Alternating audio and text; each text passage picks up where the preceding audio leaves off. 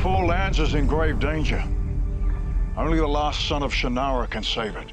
You got the wrong guy. Season 1 of the Shannara Chronicles was epic, and we saw our characters traverse this land in a quest to save their lives and the future of the world. The world of Shannara is, you know, it's 40 years old, it's 26 books deep, and there's a lot to pull from. So this season we've actually created our own adventure, and we've had Terry Brooks' blessing, and he's been very involved in the writer's room, and we always consult him about what we're doing, but it's a new roadmap, and we're taking our characters into places that have never been before.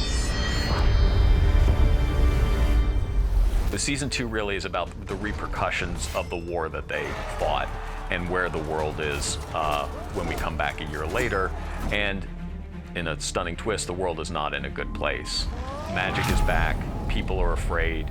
The elves were devastated by the war. We need to get these people back to their homes and farms. The Elven treasury is empty. We don't have the resources or manpower to rebuild their villages. And as ultimately what happens out of these sort of events, a terrorist group has arisen called the Crimson, who are very anti-magic. And they have sort of captured the people's anger and fear and are now turning that against King Ander and Alanon and Will. When we meet Will, he's gone back to Storlock, which was what he initially wanted to do, was go to Storlock and be a healer. So he's somebody who is now dealing with the loss of Amberle and the loss of Eretria. And that's true of most of the characters in season 2, is that they're in a darker place. Alanon, Will, Eretria, they're in a darker place than they certainly were in season 1. And it's dealing with the consequences of what happened, the loss of Amberle, and for Alanon in particular, the situation with Bandit, that he feels responsible for what happened. And action. The sets this season are bigger than last season. And for us, we wanted to create new environments. So we didn't want to go back to ARBORLON, we wanted to go and see something different. So we built the whole Palace of LEAH.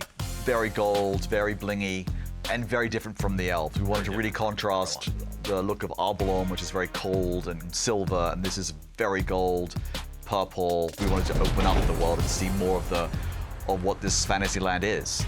One of the great things about, you know, Terry's mythology is that there are many places to visit. You will also see Storlock, and Storlock is sort of a gnome village, and they are the best healers in the Four Lands. We're going to see GRAYMARK. GRAYMARK is a gnome fortress, and that is where Riga and the Crimson have taken over and have set up base. We're also going to see something called Skull Mountain, which was where the Warlock Lord, where he lived and where he sort of ruled. Season 2 is bigger, it's better, you see more of the world, we get deeper into our characters, deeper into the mythology of Shannara and what it means. A lot more action, a lot more environments, and I think it's going to be a visual spectacle that is unlike anything on television.